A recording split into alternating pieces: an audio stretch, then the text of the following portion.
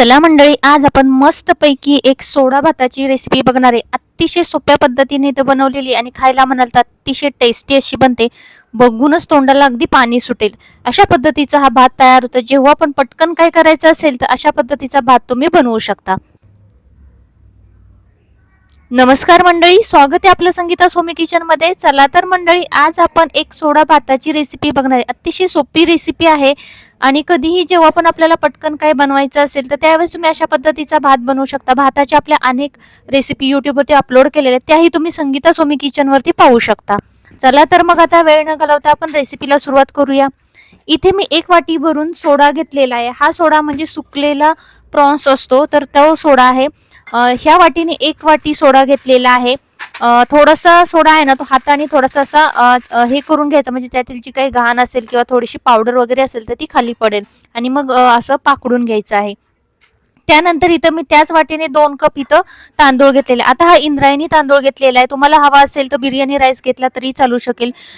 बिर्याणी तांदूळ वापरून सोडा भाताची रेसिपी ऑलरेडी मी अपलोड केलेली, तीही तुम्ही पाहू शकता. चला तर आता हा तांदूळ तर साफ करून झालेला आहे. आता एका भांड्यामध्ये काढून घेऊया आणि स्वच्छ 2 ते 3 पाण्यातून आपण धुवून घेणार आहे. सुरुवातीला थोडासा हलक्या हाताने चोळायचा आणि त्यातील पाणी आहे ते काढून टाकायचं.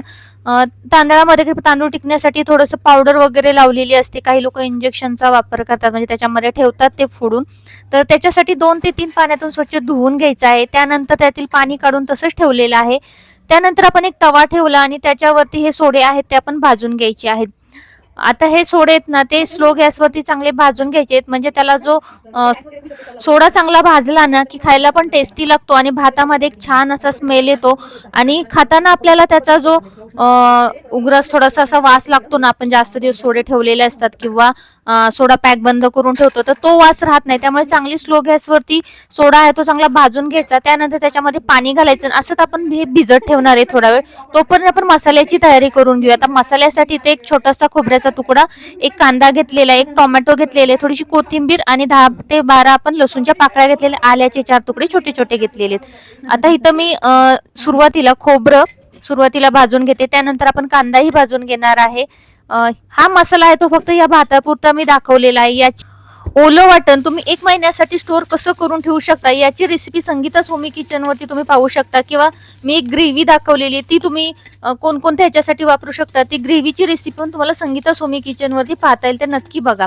आता हा मसाला आहे ना, तो आपण थोडा थोडा घेतलेला. एक कांदा, एक छोटासा खोबऱ्याचा तुकडा, ते भाजून घेतलं चांगलं आणि आता आपण मिक्सरच्या भांड्यामध्ये घालून बारीक करून घ्या. यातील फक्त मी टोमॅटो आहे ना, तो अर्धा टोमॅटो बाजूला काढून ठेवलेला आहे. अर्धा टोमॅटो याच्यामध्ये घालून घेतलेला आहे. जरा मीडियम आकाराचा टोमॅटो होता. आणि आता याची चांगली पेस्ट करून घेऊया. याच्यामध्ये थोडंसं पाणी घालते, म्हणजे व्यवस्थित पेस्ट आहे ती बारीक होईल, म्हणजे आपल्याला भाताला आहे ना एकदम ते व्यवस्थित ऑब्झर्व होतं आणि ग्रेव्ही खूप छान बनते. या भातासोबत तुम्हाला जर सोबत काही नसेल त्याच्यासोबत खाल्ला तरीही चालेल, नुसता भात खाल्ला तरी तुम्ही खाऊ शकता. असा छान असा टेस्टी भात बनतो. चला तर बघा, आता इथं एवढं टोमॅटो मी बाजूला ठेवलेले आणि आता मस्त आपली ग्रेव्ही तयार झालेली. बघा, मसाला वाटून एकदम बारीक असा झालेला आहे. आता हे बाजूला ठेवूया. तोपर्यंत आपण एक कुकर घेतलेला आहे आणि कुकरमध्ये 3 पळी तेल घालून घेतलेली. आता ही पळी माझी मोठी आहे, बघू शकता या आकाराची आहे. छोटी पळी असेल तर डबल तुम्ही वापरा, 6 पळी तेल याच्यामध्ये घालू शकता. नॉनव्हेज म्हणलं की थोडंसं तेल हे जास्त घालावंच लागतं. बघा, आता याच्यामध्ये हा सगळा मसाला आहे तुम्ही घालून घेतलेला आहे. एवढ्या तांदळासाठी एवढा मसाला पुरेसा होतो आणि छान बनतो. आता बघा, आपण ज्यावेळेस ना तांदूळ किंवा म्हणजे राईस बनवतो आणि त्याच्यामध्ये जर मसाला घातला नाही तर कोरडा कोरडा लागतो आणि खातानाही आपल्याला घास लागले जातात. तर त्यासाठी तो मसाला घातला ना की मुलं पण खूप आवडीने खातात आणि छान बनतो. बघा, आता याच्यामध्ये मी 2 छोट्या मिरच्या आहेत त्या खुडून घातलेल्या आहेत. आता मसाला भाजतोय तोवर आपण हे सोडे ते एकदम हलक्या हाताने चोळून घ्यायचे. बघा, त्याच्यावरती बरीचशी अशी हे असतं, तर ते 2 ते 3 पाण्यातून नळाखालनं स्वच्छ धुवून घेतलेले. आता आपला सोडा बघा एकदम क्लिअर झालेला आहे. तोवर आता मसाला पण हलवून घेऊया. मसाला चांगला आहे ना, मीडियम ते स्लो गॅसवरती चांगला भाजून घ्यायचा. इथं बघू शकता साईडून तेल सोडायला सुरुवात झालेली आहे. मसाल्याचा कलरही चेंज झालेला आहे. छान मसाला भाजलेला आहे आणि चांगला वास सुटलेला आहे. आता याच्यामध्ये आपण मसाले घालून घ्या. चवीनुसार मीठ घातलं, अर्धा चमचा हळद घातली, 1 चमचा भरून इथं मी लाल तिखट घातलेला आहे.